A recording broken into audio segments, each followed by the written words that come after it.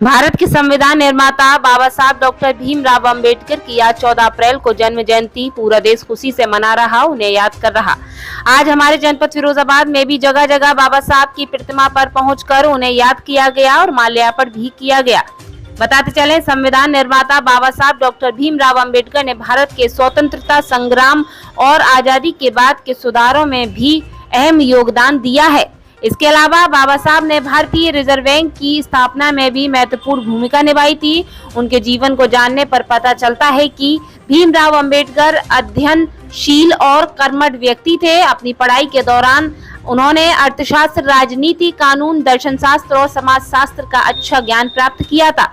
उनको अपने जीवन में अनेक सामाजिक बाधाओं का सामना करना पड़ा था, लेकिन उन्होंने अपना सारा जीवन पढ़ने लिखने व ज्ञान हासिल करने में बिताया। उन्होंने अच्छे वेतन वाले उच्च पदों को ठुकरा दिया क्योंकि वह अपना जीवन समानता, भाईचारे और मानवता के लिए समर्पित कर दिया था।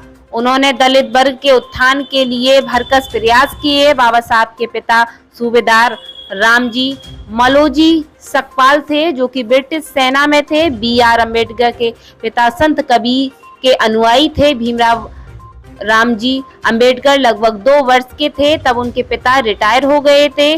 वहीं जब वह केवल 6 वर्ष के थे तब उनकी माता की मृत्यु हो गई थी। बता दें, 1924 में इंग्लैंड से लौटने के बाद उन्होंने दलित वर्गों के कल्याण के लिए एक एसोसिएशन की शुरुआत की, जिसमें सर चिमनलाल सीता बाड़ अध्यक्ष और डॉक्टर अंबेडकर चेयरमैन थे। इस एसोसिएशन का तत्कालीन उद्देश्य शिक्षा का प्रसार करना, आर्थिक स्थितियों में सुधार करना और दलित वर्गों की शिकायतों का प्रतिनिधित्व करना था। नए सुधार को ध्यान में रखते हुए दलित वर्गों की समस्याओं को हल करने के लिए 3 अप्रैल 1927 को बहिष्कृत भारत समाचार पत्र भी शुरू किया था। आजादी के बाद 1947 में उन्हें देश के प्रथम प्रधानमंत्री जवाहरलाल नेहरू की पहली कैबिनेट में विधि एवं न्याय मंत्री नियुक्त किया गया, लेकिन 1951 में कश्मीर मुद्दे, भारत की विदेश नीति और हिंदू कोड बिल के बारे में प्रधानमंत्री नेहरू की नीति से मतभेद व्यक्त करते हुए उन्होंने मंत्री पद से इस्तीफा दे दिया था। 14 अक्टूबर 1956 को नागपुर के एक ऐतिहासिक समारोह में उन्होंने बौद्ध धर्म अपना लिया और 6 दिसंबर 1956 को उनकी मृत्यु हो गई। फिलहाल आपको बता दें कि किस तरह से आज जनपद फिरोजाबाद में बाबा साहब को जगह जगह याद किया गया। देखिए हमारी इस खास रिपोर्ट में।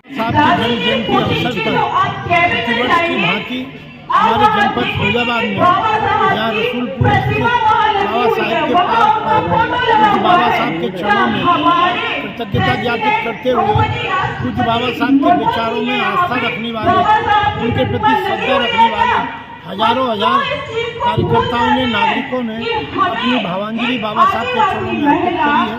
आज की विचार गोष्ठी का मुख्य भाव यही रहा कि यदि संविधान नहीं होता तो छोटी से लेकर बड़ी गतिविधि तक, कानून बनने से लेके और केंद्र सरकार से राज्य सरकारों तक धनावंटन से लेके और राज्य सरकार के द्वारा संविधान सम्मत विभिन्न स्थानीय स्तर पर, प्रधान स्तर तक और नगर पालिका, नगर पंचायतों तक अगर जो पूरी गतिविधियाँ संचालित न हो तो आज ये समझिए कि देश में एक नाली पर ईंट लगने से लेकर और अंतरिक्ष में और चंद्रयान जाने तक अगर जो भी कुछ हो रहा है तो उसके पीछे संविधान की पूरी का सुगम मार्ग है, संविधान की बनाई व्यवस्था है।